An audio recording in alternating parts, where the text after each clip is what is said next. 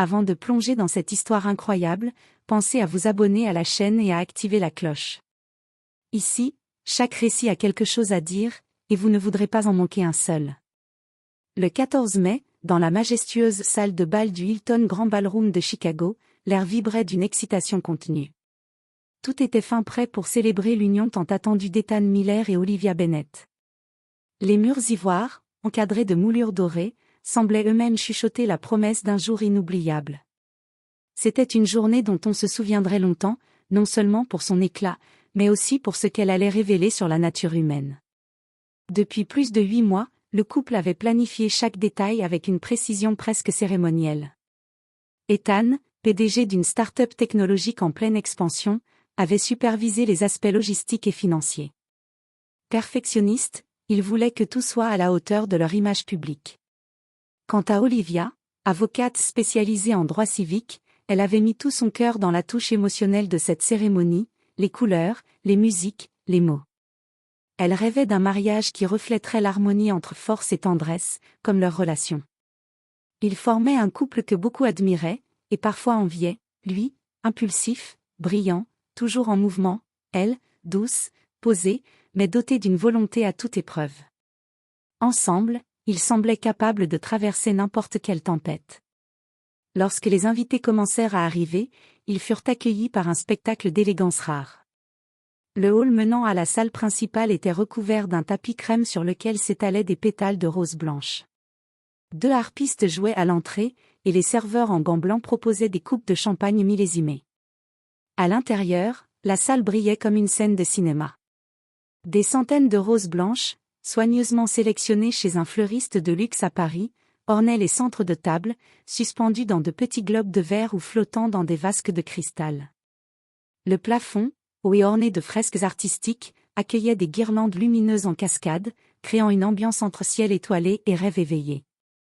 La piste de danse, installée au centre, avait été recouverte d'un vinyle ivoire brillant où étaient gravées en doré les initiales entrelacées E et O. Elle scintillait sous les reflets des lustres en cristal de bohême, qui balançaient doucement à chaque mouvement d'air, projetant des éclats irisés sur les visages rayonnants des convives. Un orchestre de cordes, dissimulé derrière un rideau de soie blanche, jouait une mélodie douce mêlant jazz classique et musique romantique. Le son flottait comme un parfum dans l'air, liant l'ensemble en une atmosphère délicieusement feutrée. Mais ce qui attirait le plus l'attention, c'était sans conteste le gâteau de mariage, trônant fièrement sur une table circulaire au centre de la pièce, entourée de bougies flottantes. Une pièce montée à 4 étages, chef-d'œuvre d'une pâtissière renommée de New York, recouverte d'un glaçage blanc satiné si lisse qu'il semblait fait de porcelaine. Chaque étage était orné de fleurs en sucre réalisées à la main, pivoine, rose anglaise, et petites marguerites, toutes dans des tons pastels délicats. De minuscules perles comestibles soulignaient les contours comme des bijoux sur une robe de mariée. Olivia avait choisi ce gâteau avec autant de soin que sa robe. Il représentait pour elle un symbole, la beauté dans le détail, l'amour dans la patience. Elle voulait que chaque bouchée soit une promesse tenue. En observant le gâteau à distance, elle se permit un sourire discret, presque intime. Ce moment, elle l'avait rêvé des centaines de fois, et maintenant, il était là. Elle jeta un coup d'œil à Ethan, qui discutait avec des amis proches. Il avait ce regard qu'elle connaissait bien, à la fois nerveux et enthousiaste, comme un homme qui s'apprêtait à prendre le plus grand des sauts. Après les discours émus, les danses élégantes et les rires étouffés dans les coupes de champagne, une agitation douce parcourut la salle lorsque l'annonce fut faite, les mariés vont couper le gâteau. Tous les regards convergèrent alors vers le centre de la salle, là où trônait le gâteau majestueux, immaculé comme un symbole de pureté, de promesse, d'avenir. Les murmures s'éteignirent naturellement, comme si même le silence voulait respecter ce moment. Ethan et Olivia s'approchèrent, main dans la main, élégants et parfaitement assortis. Elle, dans sa robe en satin ivoire qui épousait ses courbes avec délicatesse, un éclat discret ornant ses cheveux tirés en un chignon sophistiqué. Lui, en smoking noir classique, le regard brillant, mais difficile à lire entre joie, tension, et quelque chose de plus difficile à cerner. Leur famille les entourait, formant un cercle vivant de sourires attendris, de téléphones prêts à capturer l'instant, et d'yeux embués d'émotion. Les flashs crépitaient ici et là. On entendit un enfant chuchoter, « Maman, regarde, ils vont le couper. » Ethan attrapa le couteau d'argent, gravé à leurs initiales, et le tendit à Olivia. Leurs doigts se frôlèrent brièvement, ce contact aurait dû être tendre, complice, mais il fut mécanique, comme si un voile s'était glissé entre eux. Un détail subtil que seule Olivia sembla remarquer. Ils firent ensemble la première incision, doucement, en rythme, comme une chorégraphie répétée 1000 fois dans leur imagination. La lame s'enfonça dans le gâteau à travers les couches moelleuses, libérant un parfum subtil de vanille et de framboise. Ethan découpa alors soigneusement une part.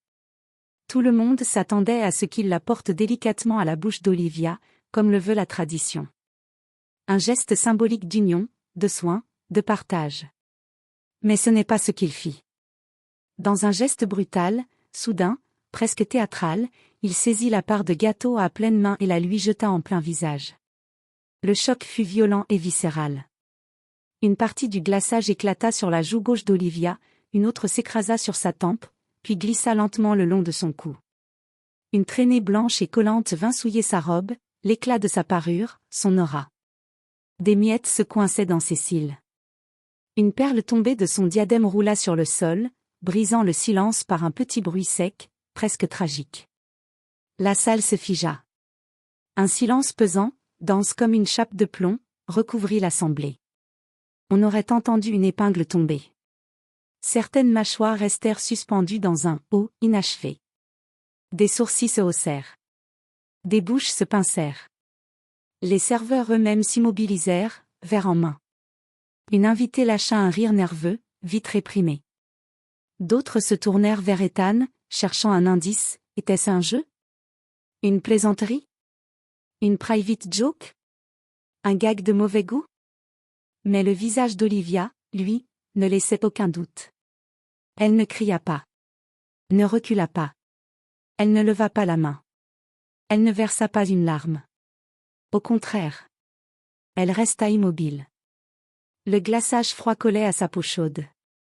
Elle pouvait sentir chaque perle de crème, chaque miette, chaque éclat de sucre.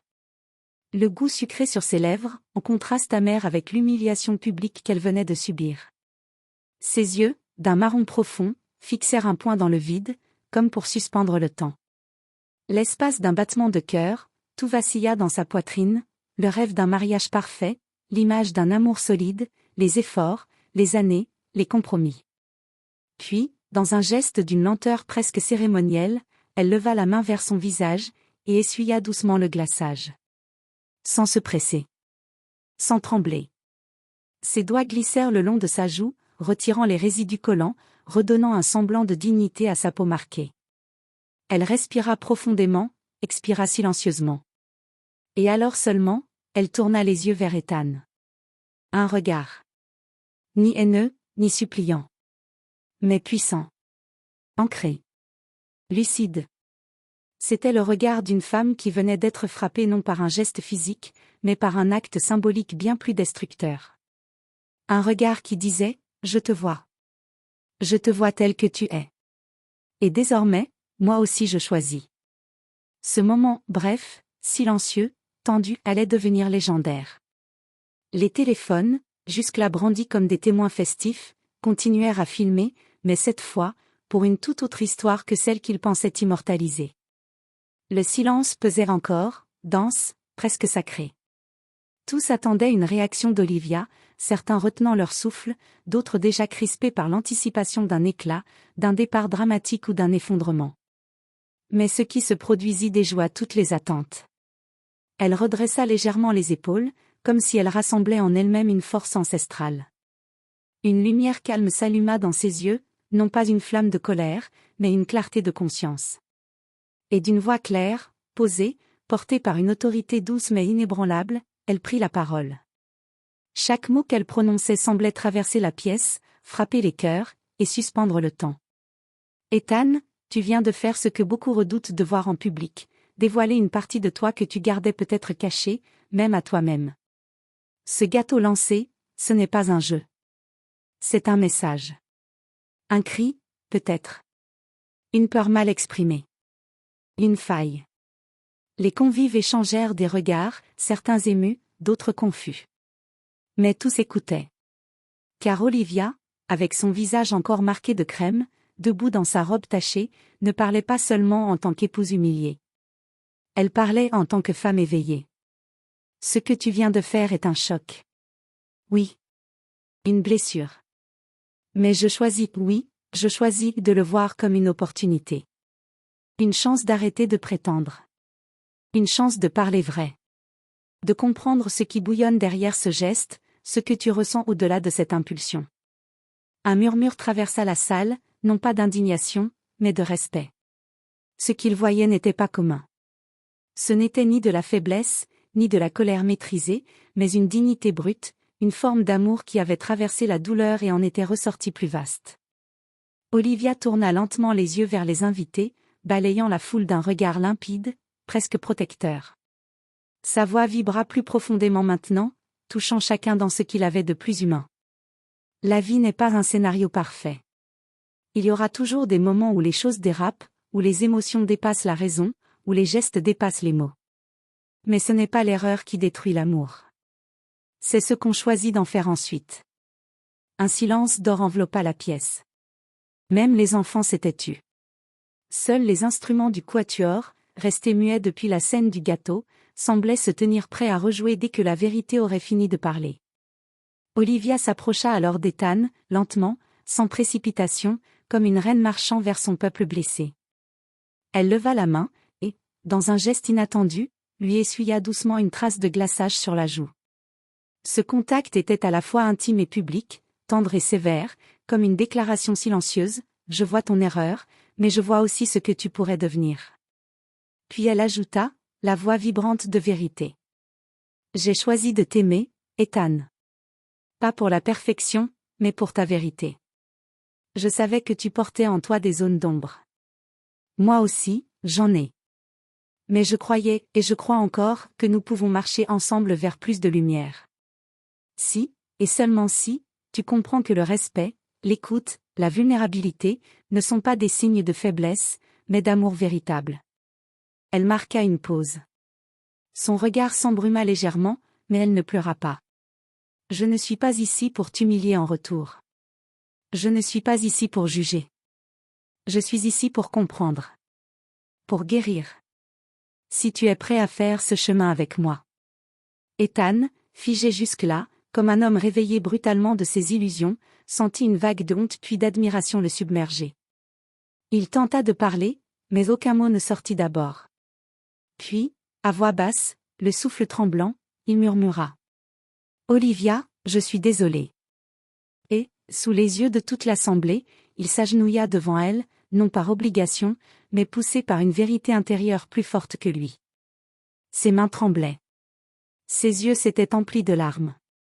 Je n'ai pas su contrôler ce qui bouillonnait en moi. Mon orgueil, ma peur, cette colère que je n'ai jamais su nommer. Tu viens de m'apprendre plus sur l'amour en 1 minute que tout ce que j'ai appris en 30 ans.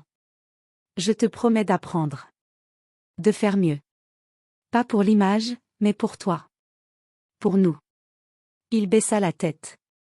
Et c'est à ce moment-là, précisément, qu'un applaudissement discret se fit entendre au fond de la salle, vite rejoint par d'autres. Ce n'était pas un tonnerre d'applaudissements superficiels. C'était un hommage, une reconnaissance collective. Les invités n'applaudissaient pas le geste d'Ethan, mais le courage, la grâce et la grandeur d'âme d'Olivia. Beaucoup pleuraient en silence. D'autres souriaient à travers leurs larmes. Car tous savaient qu'ils venaient d'assister à quelque chose d'unique, une femme humiliée qui avait choisi l'amour lucide plutôt que la vengeance, la dignité au lieu du drame. Et ce mariage, dont beaucoup pensaient qu'il venait d'échouer, venait en réalité de naître. Quelques mois plus tard, le souvenir de ce mariage inoubliable hantait encore certains invités, non pour le scandale, mais pour la beauté inattendue de ce qu'ils avaient vu éclore sous leurs yeux, une vérité nue, une faille humaine, et une renaissance. Ce jour-là avait marqué un tournant décisif dans le mariage d'Ethan et Olivia.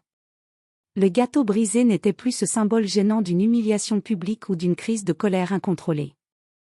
Il était devenu un rappel, presque sacré, de ce qu'implique réellement l'amour, la capacité à voir l'autre dans sa vulnérabilité, dans ses erreurs, et à choisir en conscience de ne pas fuir, de ne pas frapper en retour, mais d'aimer malgré tout, sans oublier, mais en évoluant. Ils avaient compris, dès les jours qui suivirent, qu'ignorer ce moment, ou le minimiser, aurait été une erreur. Alors ils prirent une décision courageuse, commencer une thérapie de couple, non pas parce que leur mariage était déjà en ruine, mais précisément parce qu'ils voulaient construire sur des fondations solides, conscientes, réparées, choisies.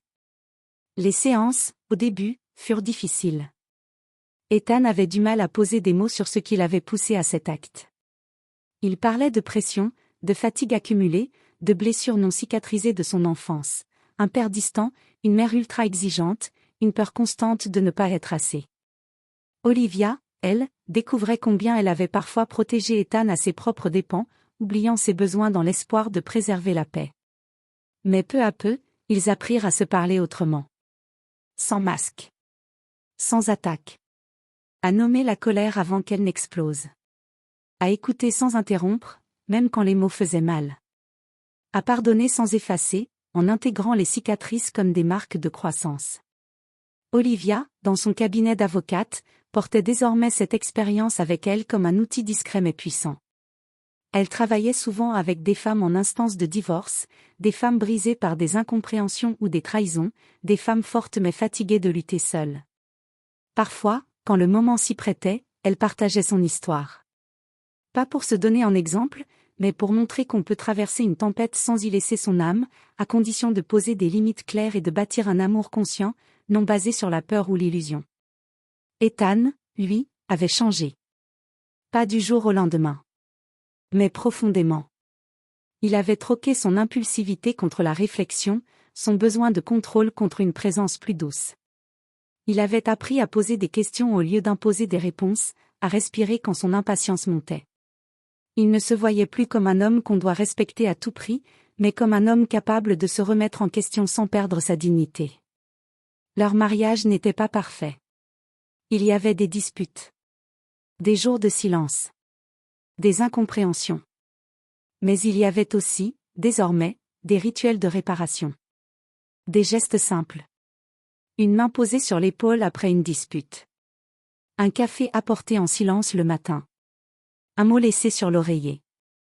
Et parfois, lors de leurs anniversaires, ils refaisaient symboliquement la découpe du gâteau, dans l'intimité de leur salon ou devant quelques proches. Olivia choisissait toujours une recette nouvelle, jamais celle du gâteau originel, comme pour rappeler que chaque année était une nouvelle version d'eux-mêmes. Ils riaient, se regardaient droit dans les yeux, et coupaient ensemble la première part. Mais jamais, jamais, ils ne lançaient de gâteau. Ils partageaient. Lentement. Avec intention. Comme s'ils se redisaient à chaque bouchée, je te choisis encore.